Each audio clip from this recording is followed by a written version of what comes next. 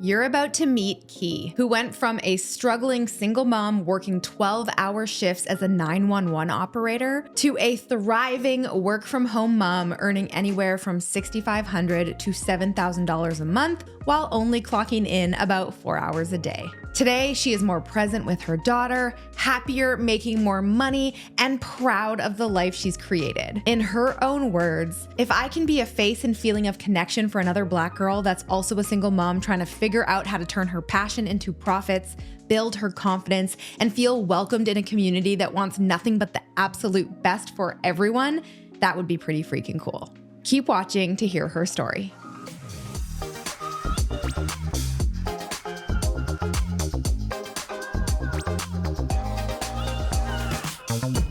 Hey Posse, what's up? It's Alex. Now, I am not going to waste any time in this intro because you need to hear Key's incredible story. The high-stress nature of her job as a 911 operator left her struggling with PTSD, anxiety, and depression. But worst of all, she felt like she was missing out on watching her daughter grow up. She knew she needed to make a drastic change, but thought it would be impossible to switch careers without credentials or a college degree. In this interview, you're going to hear how Key took back control of her life and built the life and business of her dreams. But before we jump into the interview, I want to take a quick minute to tell you about Spark, because you're going to hear us talk about Spark in this interview. And just so you're not thinking, wait, what is this Spark thing? Let me tell you. Spark is my exclusive membership for freelance copywriters, marketers, and service providers who want to grow their income, authority, and referral network as a one-person show. Through weekly live training and coaching with me and my team of mentors, you'll get the authority building strategies, simple business systems, and entrepreneurial mindset shifts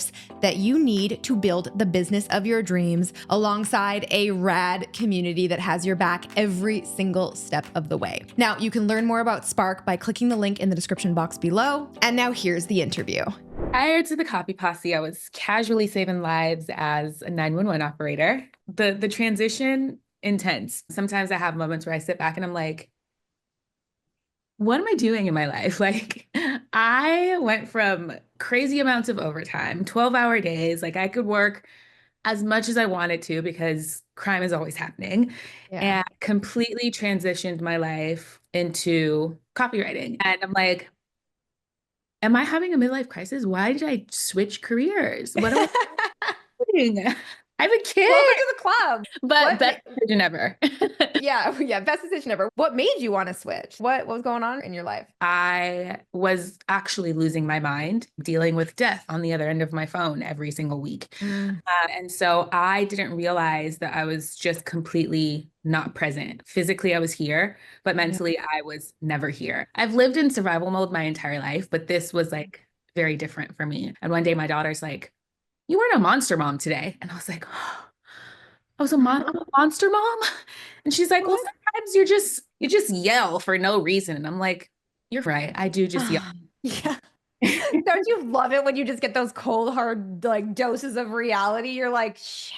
Yeah. And I was like, okay, so what's happening? And then one day, I think it was during COVID, where it became unbearable for me. Before everything, I'm a Black woman and I'm working with the police department. And during COVID, we were dealing with so many different protests. And I'm literally on the phone with people who are being blatantly racist. And I just have to sit here and deal with it because this is my job. And so that was when I really checked out and I really couldn't deal with anything anymore.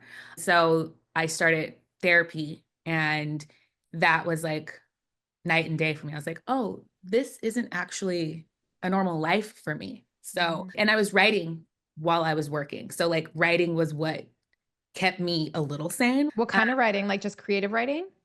Well, what I didn't know at the time was copywriting for my friends. A lot of my friends are entertainers or they have their own businesses, and I would write stuff for them. I hear that from so many people. Like everyone's like, turns out I was already copywriting because might as well make money doing it. Seriously. So did you have any doubts? I mean, you changed your whole ass career. I'm guessing you had some doubts. Like what was creeping up for you as you were deciding to go down that path? I still have doubts. Yeah. And I think for me, the biggest part of it was like, I can't be an entrepreneur. First off, my mom was a single mom. There's no proof of concept for me. There's no one that has ever been an entrepreneur in my life. And so for me, I was like, I don't have enough discipline to be an entrepreneur. I'm a single mom. Like I can't not have a consistent check come in every single month. So like this won't work for me.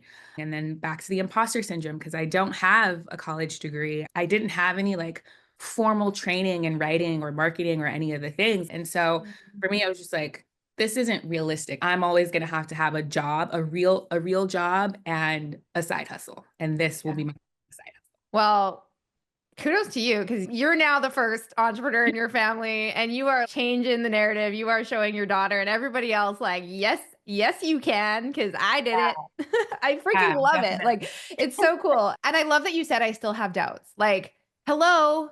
Like if any of you think that doubts go away, no. If any of you look at me and think that like I've got all my shit figured out and I never doubt, no. I have to give myself little freaking pep talks all the time, because that is it. And the reality is, you guys, like whether you choose the path of entrepreneurship, whether you decide to take this and turn it into a new career or employment, whether you start a totally other business down the road, doubts are normal. There's no way to be like, oh, I'm going to go down a path where doubt just evaporates. You know, I think anytime you're challenging yourself, learning something new, doubt is just sort of a real part of it. So then what sparked you to join Spark? I think there were a few different things for me. One, it was, again, that I still don't think that I have that discipline that I need to like really scale to where I want to be, but also something that I've learned about myself over the last, I don't know, maybe 6 or 8 months is that I'm used to do. Yeah. And now I'm resting and I'm like, I should okay. do something like, and so I've had to like reframe that rest is actually a verb too. And that you deserve rest and that you don't need to do anything to earn it. Girl, you're preaching to the choir, because I literally think like that do. It's like a little bit of it's like a self-preservation, like trauma response, like, and it can feel extremely uncomfortable to allow yourself to be successful and still rest. Yeah. Yeah. And so when Spark was presented, I was like, well, this will be the discipline that I need. Like, this is the community that will hold me accountable. And so I needed that for sure.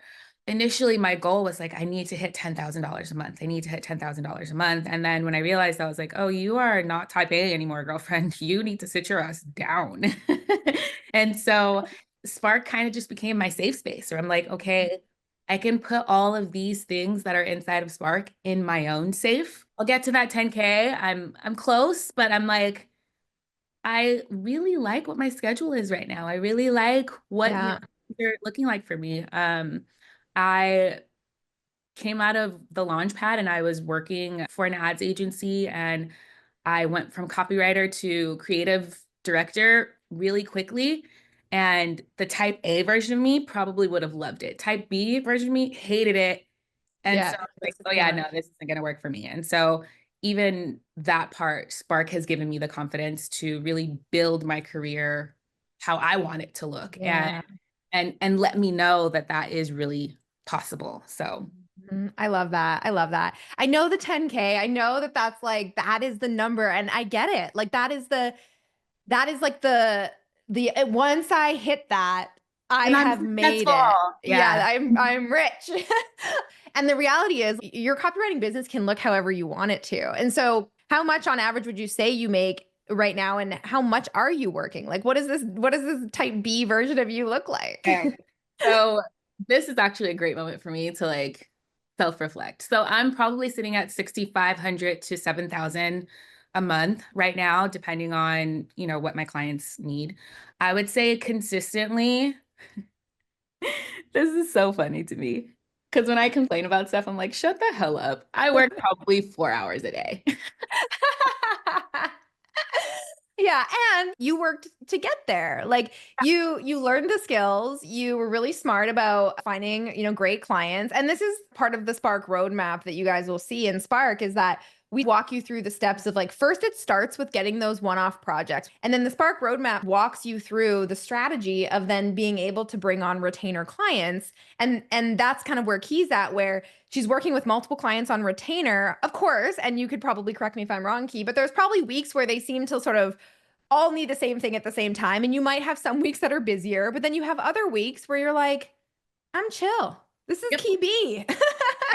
Yeah, that's definitely what it is. Like this week in particular, or this week and next are super stacked for me. And then also my daughter plays volleyball. So we're traveling from Thursday to Monday. So that's part of why I'm stacked, because I need to kind of front load everything before I leave. Amazing.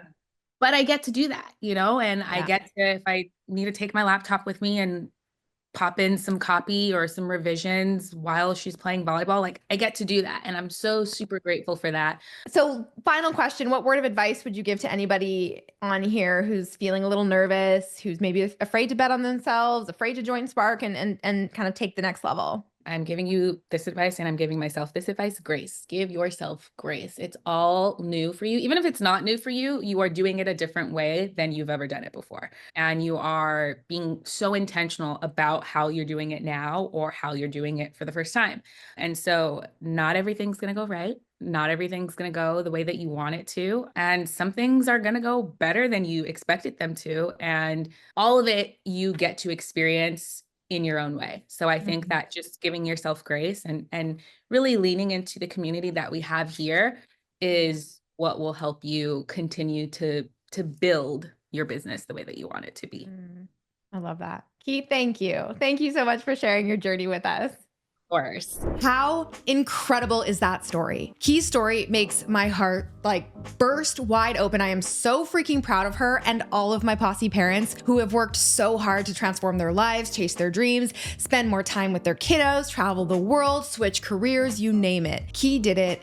And you can too. If you are ready to take control of your life and build your dream business from home, but never alone, click the link in the description box below to learn more about Spark and how you can become a member. I hope to see you in there. I will be back next week with a brand new video. Until then, I'm Alex. Ciao for now. All right, guys, if you enjoyed that video, make sure to check out the next one from me right here. And you can click right here to get a free gift. Are you an introvert, an extrovert, an ambivert? What about cold emailing, networking, online job applications? There is so much advice out there on the best way to find clients, but the truth is, it is all useless until you figure out what actually works for you. There is no one way that works for everyone every time. So in this video, I'm going to show you how to discover the best ways to find clients based on your very unique personality type, so you can finally ditch the forced, awkward, you must do this or else approach and start getting clients the easy way. Keep watching.